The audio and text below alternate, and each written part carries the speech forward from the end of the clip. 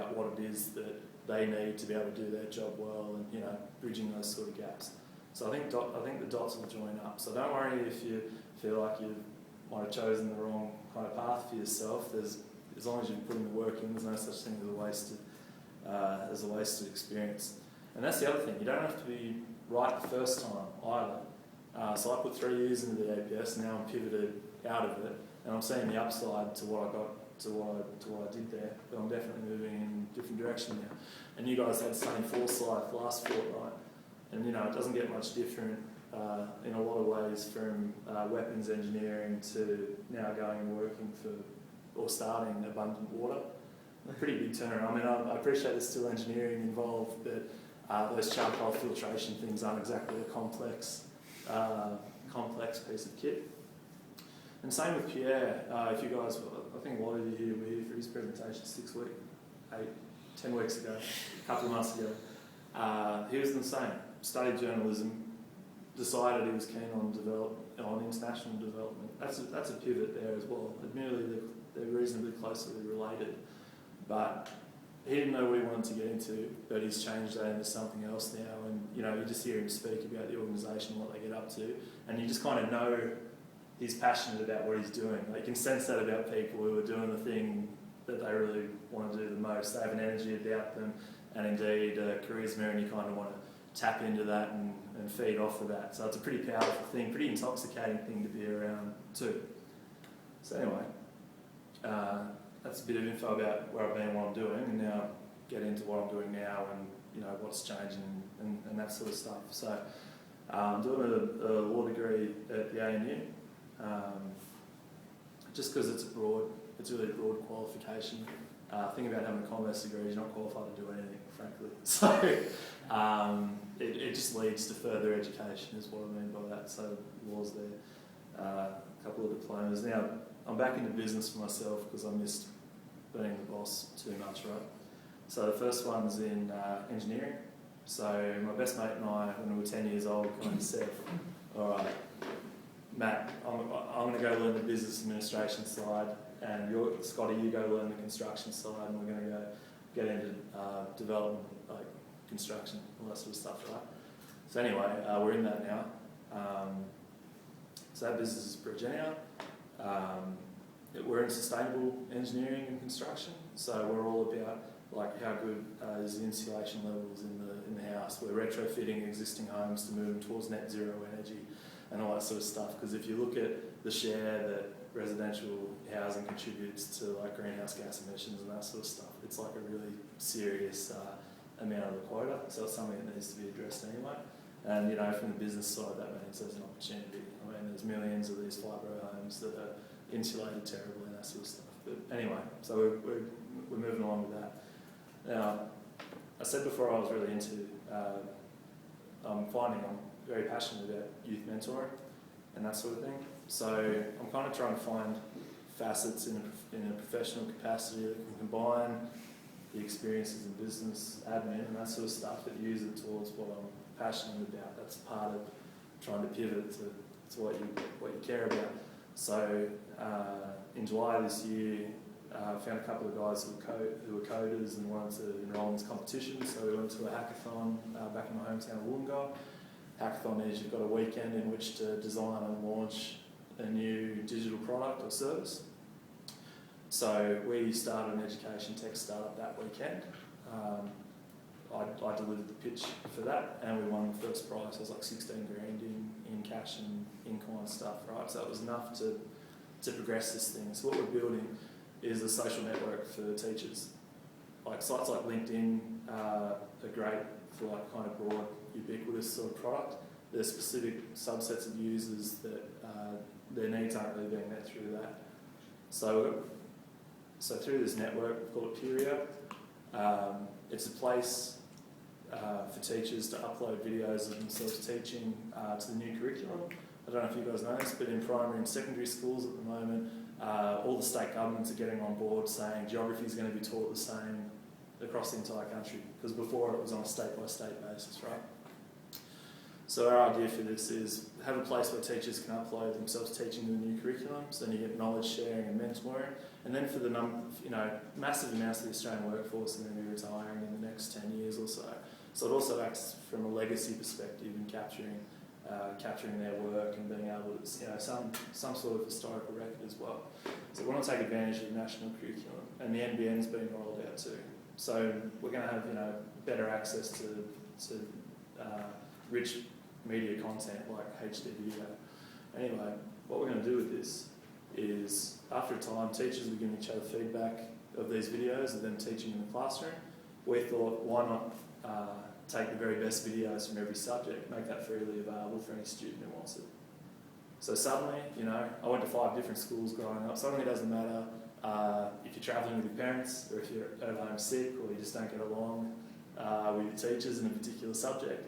Doesn't matter. You can go find the best teacher for your own needs, and it won't cost you a cent. So that's what we're working on for this. The way we're going to pay for that is teachers are always reinventing the wheel, coming up with new lesson plans, worksheets, assignments and all that sort of stuff. We thought, why not let teachers upload that stuff under the same structure that the videos are under and sell it amongst themselves. So the teachers were really great at creating worksheets, charge $3 or whatever. The teachers who don't want to spend hours doing this stuff they're not particularly good at, much easier to simply buy that. And then we're like iTunes in that respect, but for teaching aids and materials. That money is then going to be used to pay for the huge internet bills for providing all those videos for students. So that's another business that's going at the moment. What I really love about it, and the biggest bit of feedback I got about delivering the pitch for the competition, was how much passion I was able to speak with, and that kind of got us over the line, which is an odd thing to think about for a technology competition. It's like, what the hell does passion have to do with anything? But to be honest, if they're talking about backing the most viable business, passion counts. Passion matters, because passion is the size of the fuel tank that you've got to be able to push yourself to keep going when it seems like shit, and there's heaps of roadblocks up in the way and all that sort of stuff as well.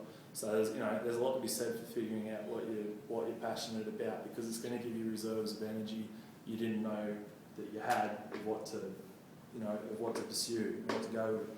So there's a lot of stuff going on at the moment, and so I guess I haven't really done anything about being stupidly busy, but it doesn't, it feels less like work now, because it's much better aligned to what I like and what I want to do. I don't want to die wondering about this stuff, so I'm just going to keep starting new things, see what gets traction, and then run with those. And then I'm going to think, well, I don't have to wonder about how Project X would have gone, or Project Y, because I've at least had a crack at it. And on that subject, there's one thing about, the saying, you try to please everybody, you please no one. I think there's a lot to be said there for creating businesses and products that you yourself wouldn't use, or if it's, you're creating something for somebody else. So I think tied to passion is creation. So, if you draw, create the art that you want to look at. If you're an author, write the books that you yourself want to read, or make the games you want to play. Create the products you yourself would want to use, the businesses and organisations you yourself would want to work for, and ultimately live like the citizen of the society to which you want to belong, and kind of set that standard for yourself. And even if no one else kind of meets it with you, you're at least living, I think, a little bit more authentically to who you are and what you're about. Treat your neighbour as you would like to be treated. Yeah. No, that's it. Or at least certainly treat yourself how you'd like to be treated is important as well. Other things that are next, personally, the biggest roadblock to success, the way I see it, my physical size, just way too overweight, and frankly, it hurts the first impression that I can make on people and all that sort of stuff. That's a personal view. So I've got an idea about creating something. I think I've told Michelle and Casper a little bit about it, but it's combining that mentoring thing I was mentioning before. So I want to get fit, document exactly how I did it, because I wasn't, it's not like I was fit once upon a time and I got away from it, it's just never been on the cards, right? So I thought, if I can come up, and I'm sure there's a lot of people in that boat, so I thought, if I can come up with a way to do it for myself, go find the next person who's in the same boat, help them to do it, because it's authentic, because it's like, look, I'm not trying to sell you something that I don't know if it'll work or not. Get them there, and then we'll go find somebody else each, and kind of pay it forward like that. keep going like that.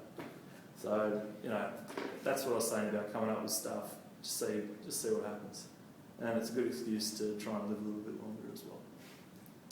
What does this have to do with you guys? The name of the presentation for today was about finding your passion. So I'm trying to think of ways in which you could do that. I appreciate it's very easy for me to say, "I'll go and find that," because it just happens like that, right? Well, it's not exactly true. Well, for some very, very lucky people it is, and they'll kick, if they discover it when they're young enough, they'll kick absolutely amazing goals. But for the rest of us, there's some techniques that you can use, and I've used just about all of these myself. So introspection.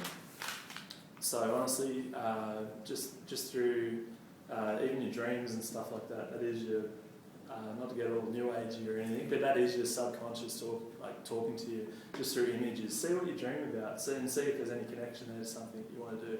Same goes for meditating too. The next one is reflection. So reflecting, journaling, looking back at the memories of what you've done in your life. I think there's a lot of connection to very early childhood experiences. So if you think back to what some of your strongest childhood memories are and what you were really enjoying doing at the time, there might be something there in terms of connection for whether it was the subject matter or the way in which you were working and stuff like that. There might be something that has a solid connection to what you think you'd like to be involved with.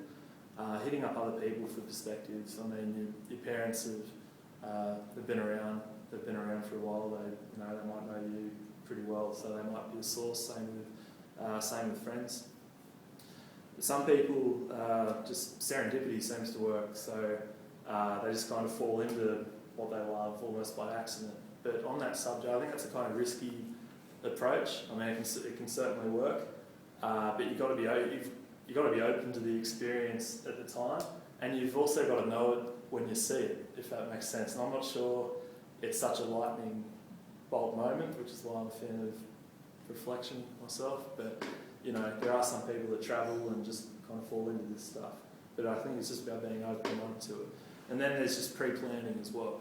And that was the first thing I tried when I was 18. I just kind of said, I'm going to be this uber business dude and go to Harvard Business School and get the MBA and make Gordon Gekko from Wall Street look like a pansy and all that sort of stuff. Anyway, didn't pan out so well. You'll get there. Yeah. You'll get there. No doubt. Great. All that stuff. Exactly. So finding your passion is one thing, and I think setting the vision kind of goes hand in hand with that as well. I think that's a two-step process. You need to know what that passion is, but then you need to know what you're going to do with it. Going back to what Sonny said last week, is knowing your passion, but then taking the steps. Like you said, you went into the government because you wanted to work with business. So you took those steps, and then you left the government because that was another step. Yep. So you're following your passion, but you're always following the steps. Yeah, that's it. So the goals haven't really changed. It's just you got to know when to say enough's enough for something too. So finding a passion is one thing. Then you got to put it towards the vision, I think. And what I've written down here is that for setting your vision, beginning with the end in mind. If any of you have read 7 Habits of Highly Effective People, that's what Stephen Covey is really driving at in the second chapter.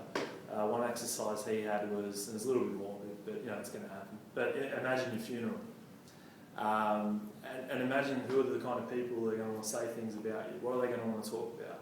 Because if we're talking about imagining the kind of life that you want to live, you've got to think about legacy. And is it going to be your family talking about what a great home life that you made for them, or is it going to be the employees talking about what a kick-ass boss that you were, or your best friend talking about the qualities of friendship that you brought to it? I don't know what it is, but that is one way to imagine. And also, without setting the vision, it also makes it easier to say no to things. And for me, that's an important one because I'm old. It's very easy to bite off more than I can chew. Suddenly, I feel like I'm drowning in a sea of commitments that I've made and responsibilities that I've taken on, that sort of stuff.